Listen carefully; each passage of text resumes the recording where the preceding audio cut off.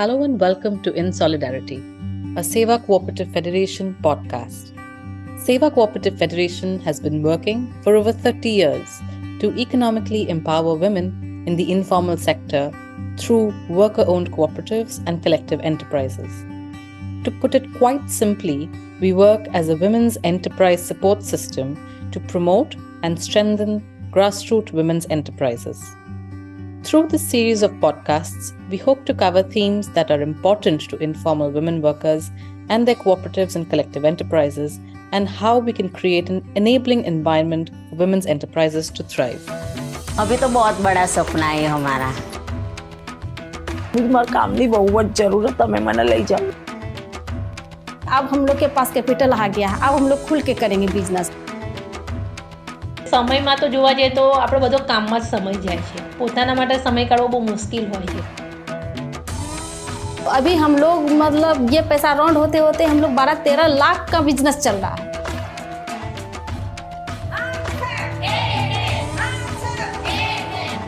You have tuned into InSolidarity, a SEWA Cooperative Federation podcast.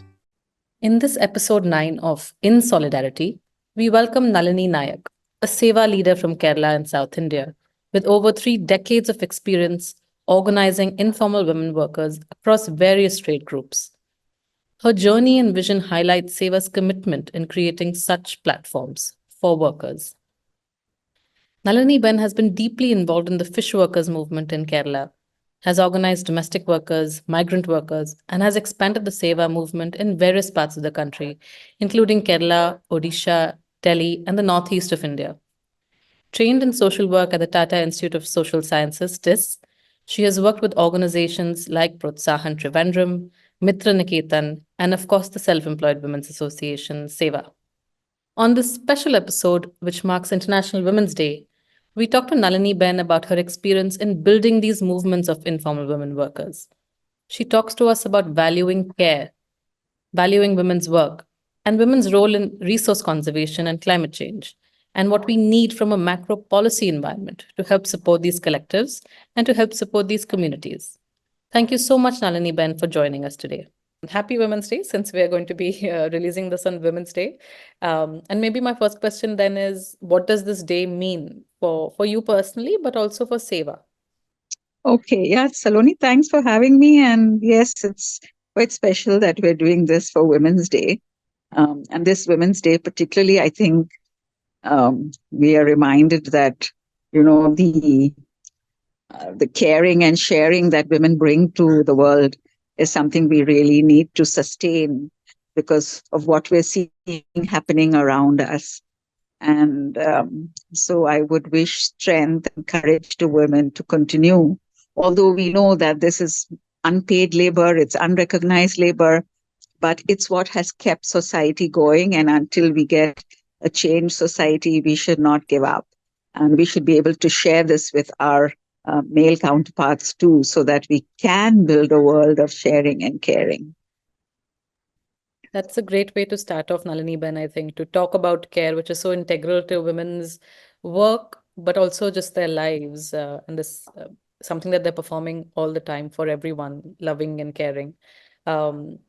But if I can take us back to SEWA, you've of course been with SEWA for many, many decades now.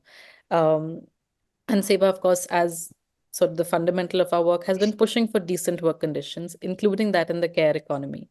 So not just for Women's Day, but generally, if you could share some examples of how we've been doing this, it'll help us paint a picture of SEWA over the decades.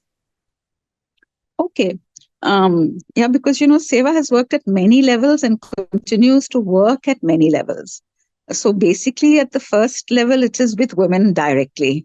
And I think what SEWA's main focus has been collectivizing women.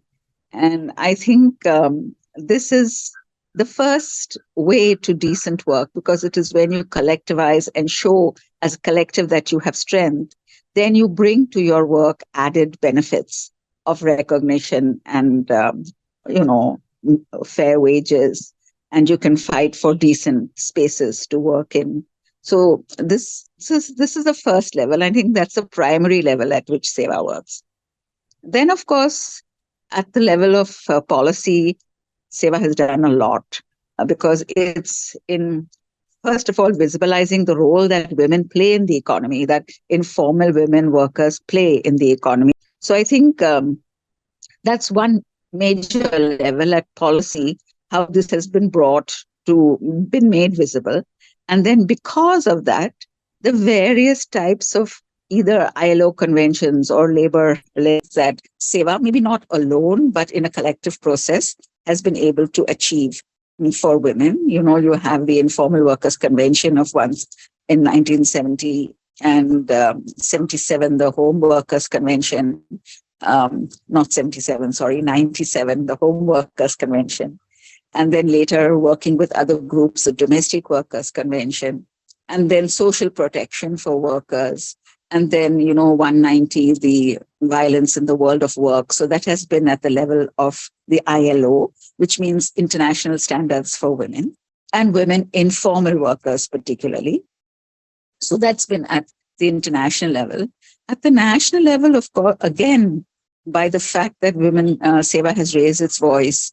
For instance, when the prevention of sexual harassment at the workplace was being enacted, domestic workers are not going to be included. And then this whole discussion on why don't you include domestic workers? The argument was, but because domestic workers work in private homes, and so what? That's their workplace. Domestic workers get included in POSH. And of course, it's not very practical the way the Act has been developed for informal workers, but that's something that SEWA and other women's organizations are taking forward. So at the national level also, then the Street Vendors Act, which has come, as you know, there are thousands of women who make their livelihood in street vending. Then by the whole process of collectivization, how women have been able to increase their wages. So, you have domestic workers who've created their collectives. You have so many cooperatives that SEWA has created of producer cooperatives, and you know that very well.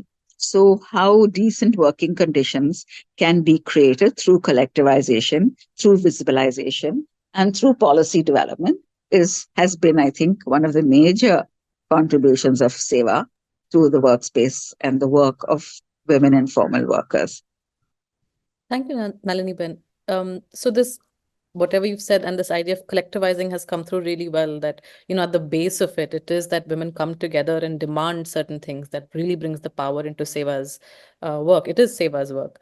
And if I can ask you, in your own sort of, maybe in your initial years with SEWA, what was that? Because it is one thing to read about unions in theory, right? But it's another to see the women and actually see them have this kind of realization that, actually we are workers and we are so many of us, and collectivizing emboldens our voice. So what was that eureka moment for you when maybe when you joined SEWA, to see this power of collectives, to hear kind of the stories of the women, to see them raise their voice?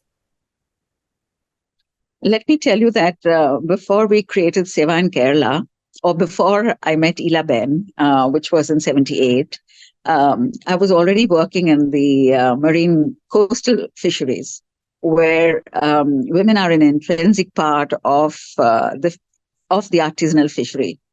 And even the word that was used then was fisherman. And so the women were totally left out of this whole production process, where they play a major role, because it's the women in the artisanal fishery who convert that fish into money and bring it to the household. So we had always considered them co-workers, complementary workers in the fishing. And therefore, through our insistence on these things, we use the term fish worker and not fisherman. And I think that has come to stay internationally. If you're referring to this sector, you refer to fish workers, and then there are certain benefits for men and women within. After meeting Nalini Ben, then this whole aspect of building their union, women's unions, that was specifically interesting to me, because, as I said, I worked formally in a process that was building a movement of both men and women in the coastal communities. But noticing that, how women get marginalized in decision-making process. then how to build this voice of women more sharply. And I found that after meeting Nalini Ben in 78, that this idea of just building a union of women themselves is a way forward, because then women's voice, women don't have to seek the space, they have the space. And we've noticed that all along now, that only unions at our, since SEWA as a central trade union and sits at the Indian Labour Conference, the only women who are there are SEWA women, because no other unions bring women to that level of discussion. And it's only the members of SEWA who even sit in those discussions and try to bring the women's issues even to the larger labor platform. So I think this is extremely important. But this has been a process, of course. Started small, even in our space, and then gradually I've seen what a potential it has at the national, state, and national levels. Nalini Ben, would you be able to give us some examples of when we were able to see the power of this collective come into force? And you've given us examples of the conventions, perhaps at the ILO policy level, and how we were instrumental in pushing those forward. But even some more localized, not at the international level, but some more local action, pushing, even small changes in policy can bring so much change into the lives of the women. So are there any examples that you can tell us? Yeah, let me start with the fisheries first. Because I said from the word fisherman, we came to fish worker. And then finally, with the struggles when the welfare board was created, it was again only the fisherman who was getting the benefit from the board. And we said, nothing doing. You have to accept the women as workers as well. And the women have a right to become members of the board and then get what benefits they could and should. So that happened. So in Kerala, for instance, and now all over the country, women can get those benefits from the welfare boards as women. Then this whole aspect of domestic workers, for instance, collectivizing and raising their wages. So you see, domestic workers still have not been accepted as workers officially through any act in the country. But we were able to get minimum wages for domestic workers now in 13 states in this country. So, which means that once you're scheduled, your work is accepted as work.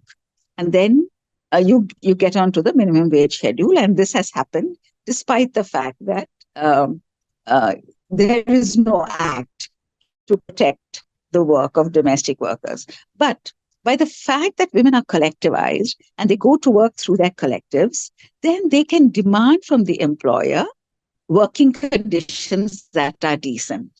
So the 8-hour working day for domestic workers, the respect at work for domestic workers, so all these conditions that workers would normally have through trade union achievements, SEWA has been able to get just through collectivizing, and then it's making the employers understand that this is a domestic worker's right, and what she does is actually work, because a domestic worker normally just replicates, they say, the natural work of a woman in a household.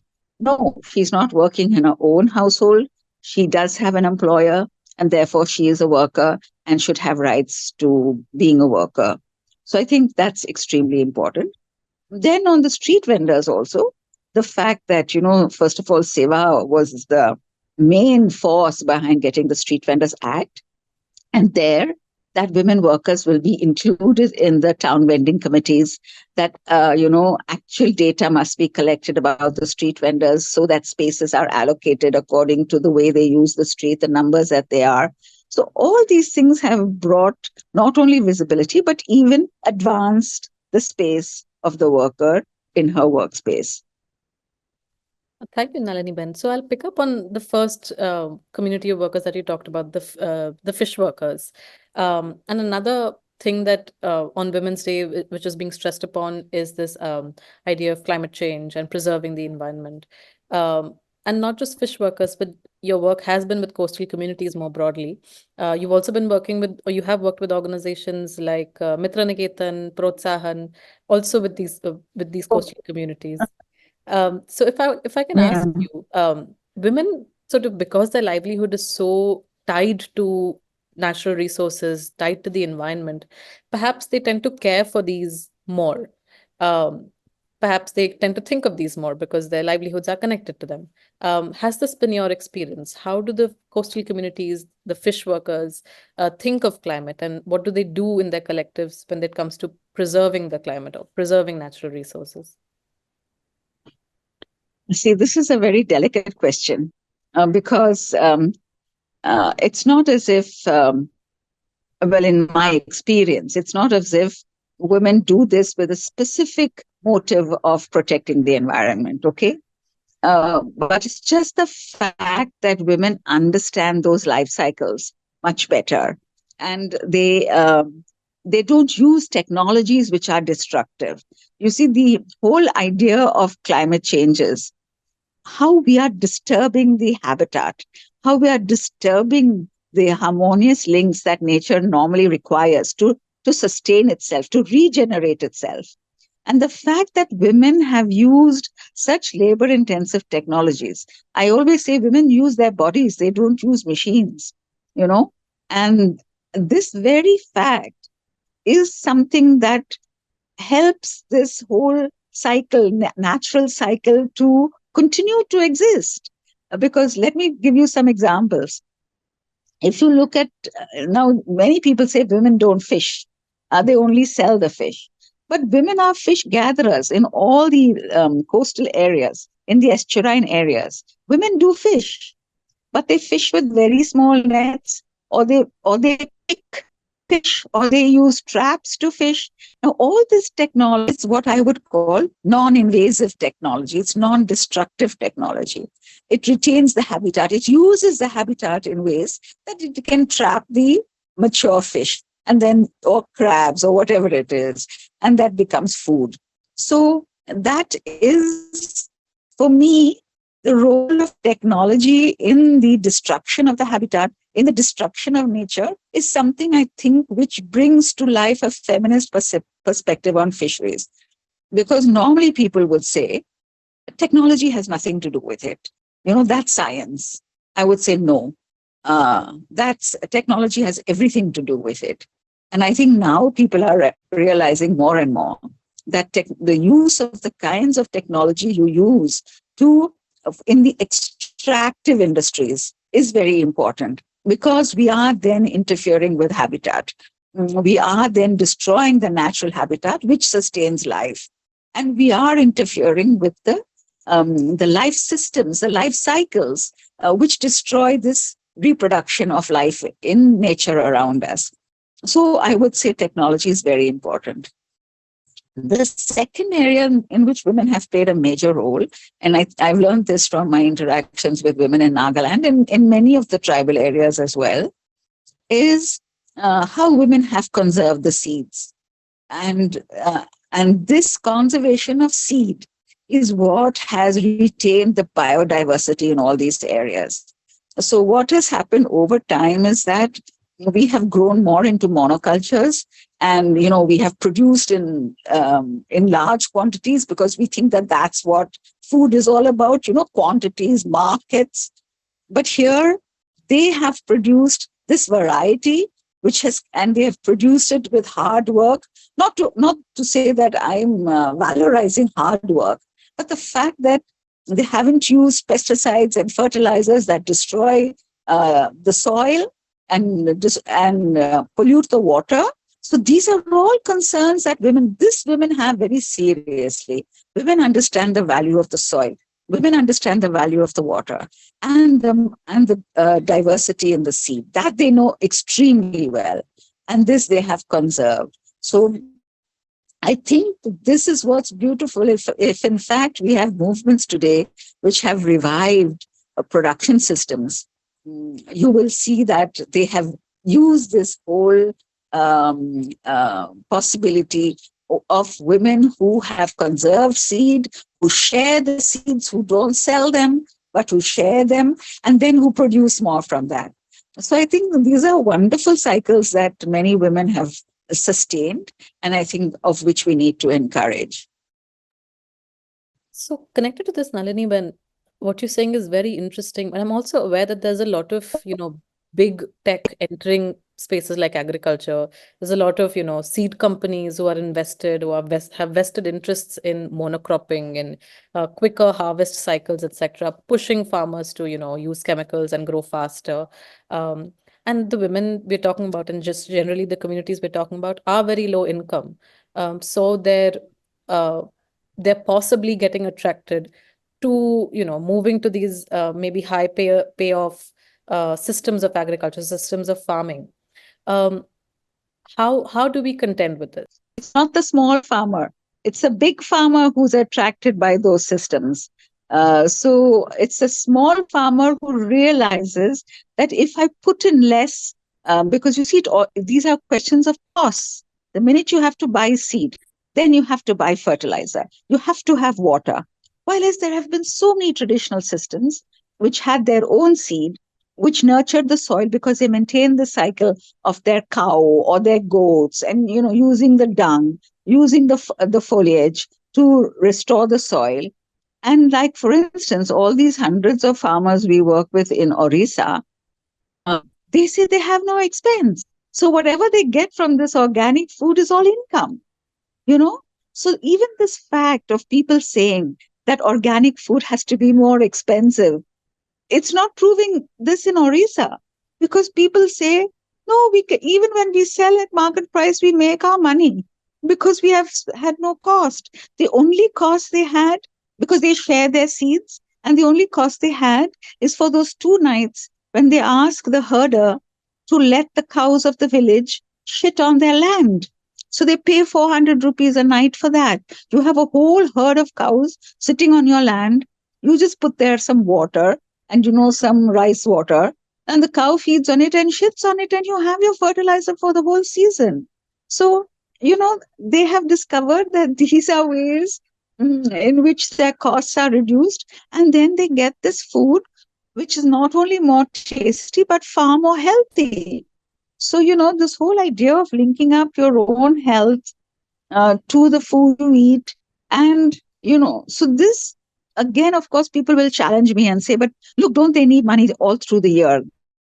This won't sustain them. But I think even in their lives, the poor women have realized that there are various ways in which you get your income through the 365 days of the year, even if you've leased land. And that's how in many areas women in groups are leasing some land.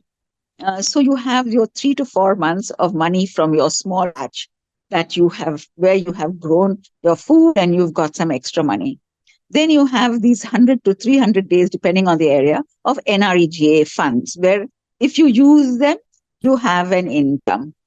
Then you have the good season where you can get wages for work because there's larger agriculture going on and you get your wages. So for those many days in the year, you're able to get a good minimum wage, which keeps your family going. So it's not as if people are greedy to have more and more. So I think we have to keep this in mind. What is our perspective? What perspective are we going ahead? And then how do women, because over these years, governments have also tried to develop several support systems for workers everywhere.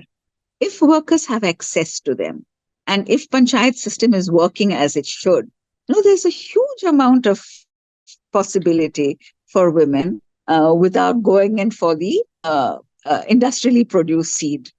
And so there's a huge possibility, and then through collectivizing and things like this, to keep their livelihoods going.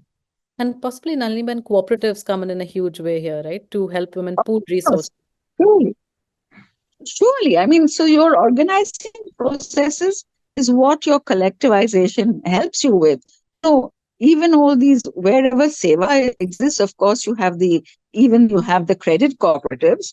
But even where SEWA does not exist, you have the rural mission, National Rural Mission, which has helped a lot of small groups to build their own economic systems and link them up through their federations. So even the governments have learned from examples like SEWA and others that this process can sustain at the rural level, and now even in the urban level. without going into massive debts if they are executed properly and becoming dependent on the others, So your food production systems are then become much more closer to you. You buy where you produce where you eat, and the expenses you spend on transport and is all reduced. So this whole question of this market has also to be understood. The more you localize, the more you retain and the more you sustain. And I think Ela Ben talks about this, of course, in her book, and this idea of this 100-mile radius. Sure, I think she's exactly. built into Seva's Sure. design. So Nalini Ben, it seems that, with Seva's example, but more generally of women's collectives, we figured this out. We figured out that small producers can be collectivized, can be organized, and can, leverage resources. How do we keep this movement growing? And what challenges are we facing in our growth? Well, for the first thing, I think, see, many states have learned from the experience of SEWA. And all these missions which have developed in so many countries where, of course, they would call it banking on women, which I don't like. I don't like that term at all. They have kind of commercialized the term. But what they have done is basically copy the SEWA model, which is fine. And they've given it a government backing, which may be not so good, but where it works, it could be good. Because, you don't really build on the agency of the women per se. I think what SEWA has done is to really build on the agency of women, and therefore it has strengthened women to a large extent. But a lot of small local groups over the country have done this also. I think so. There has been a great spread over the country where a lot of groups have begun to organize women, have strengthened their production capacities, have also built cooperatives. So there is a large movement. But the sad thing is, we need to build common platforms of all these different women's groups. For now, I think a lot of us remain isolated. SEWA particularly remains isolated because SEWA is so big. But wherever there have been possibilities to create platforms, I think, SEWA does help others to think and to learn from others. I think that's a two-way process, but to build a larger voice for systems like this. So I think there's a lot to gain in this process, and a lot has been gained. But of course, you always see the larger picture, where the commercialization of things is far more, seems to be far more workable, and, but we can see that it's not sustainable as it gets more and more centralized. It takes away from women, and we are seeing more and more today that the gap between the rich and the poor grows if it grows like that. Nalini, when we started this conversation with thinking about, international level policy changes that SEWA has brought about, and we've kind of come to this point where we're talking about channels of support for women like platforms. But coming back to the policy, and then because you mentioned things like Manrega, and you mentioned things like the health, like the local missions, the state missions, there are things that work. But what else do we need from the policy, from the state level perspective, even to push back against what you just mentioned, the income inequalities, the gap between the haves and the have-nots? So sort of to close that circle, what is the policy level push we still need for women's collectivization to grow? See, let me start off first with what our own struggle in the fisheries, Saloni. When the fish workers movement was at its peak, means, it was really recognized nationally. There was a great dynamism all over the country. There was a huge movement. And both where women and men participated fairly equally. But the men were demanding a diesel subsidy from the state to keep their fishery going. Now, why did they want a diesel subsidy? Because their fishery was getting more and more capital intensive. And they were getting bigger nets, bigger boats, and they needed more diesel. But women were saying, look, now with all this extra spending in the technology, you are also going into the want to sell your fish to larger markets, to bigger buyers, to the export market. Now, once you do that, then you take away the fish that we took from the market in smaller quantities, and which was accessible to a larger group of people. Good fish, accessible to a larger group of people, and not iced fish that comes off those big boats which cost all this money. And at that time, even the men in the movement did not accept this demand of women. So that would have been a policy requirement that the government would say, we don't export food fish. We can export fish that we don't eat. And, at that time, for instance, in Kerala, when I came to Kerala, the local communities were not eating any shrimp. They were throwing it in the coconut pit. They thought that's not fish. But, so the seafood thing was not considered very important, didn't bring any money locally, but it brought money externally. Okay, go ahead, do that. That's not the food that the local people eat. So, and we were demanding at that time. So I'm talking here about the mid 90s, when we said, when export was becoming a big thing, the women in the movement said, keep the food fish for the local women, so that, first of all, local women would have access to harbors where they could buy this fish and where they could take it to a consumer. And the access was granted, but there was no question of allocating what fish could be exported or not. And remember, at that time, we had in the country many protective legislations. Like, India was not importing things from abroad at that time. So why couldn't we also say that we don't export certain things? So this is a distant vision that a country could have had, to say, no, we want to sustain livelihood, but we didn't do that. So at different points, there are policy decisions where we can support the work of women. Now, even for instance, if you look at the handloom sector, which has been completely dead in Kerala, it's dying in other places. Now, how do you support the production of handloom? And like in many states I know in our country, you get a rebate during the handloom season. You get rebates. And also, government employees get a bonus. So big bonuses during festival season. All government employees everywhere get. So why can't you say you get a certain amount of that bonus in coupons where you will go and buy handloom? Those coupons are only exchangeable for handloom. Imagine the sale we would have, just to keep the handloom sector going. So small policy decisions like this would change. So this is a kind of a protection. You can call it protectionism, but there's so much other protectionism going on. You give subsidies to men for so many things in this country. Why can't you give it to small workers, to women? So you just have to think a little bit outside the box, and you can keep things going. You're anyway spending all this money. So there are several things like this, which you could do, the government can do, to sustain livelihood, sustain these skills. See, this is not a question only about money.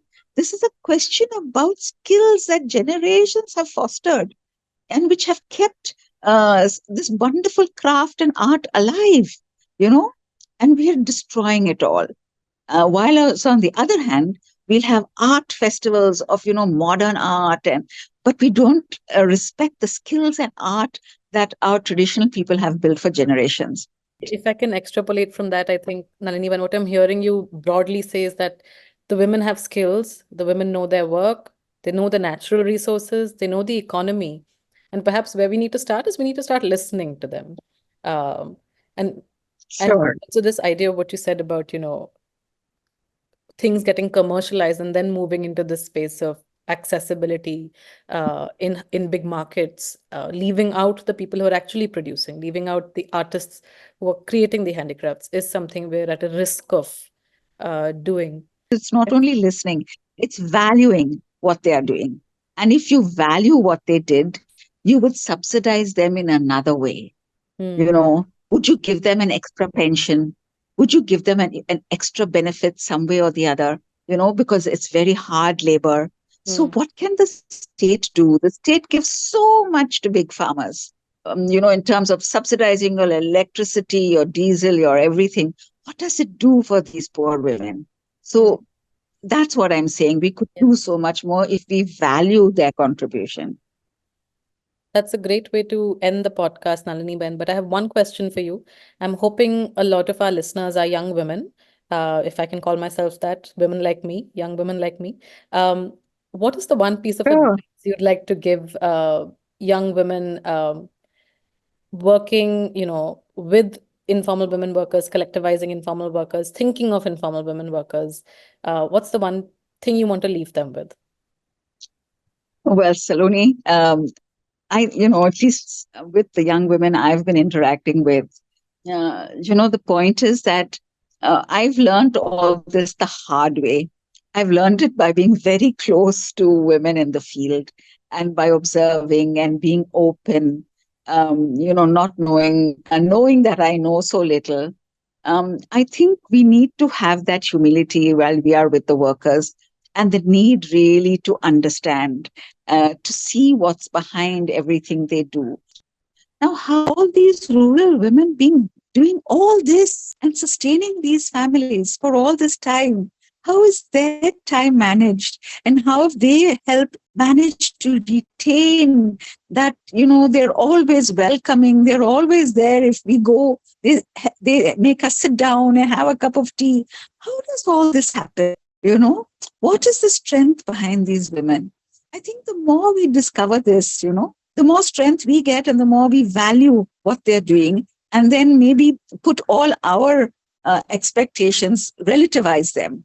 I think this helps us to really relativize where we're going, what we're doing, and how we can do things better in a more calm and, really caring way. Thank you so much, Nalini Ben. This was a super interesting conversation. If you enjoyed listening to this conversation, do share it with your friends and family.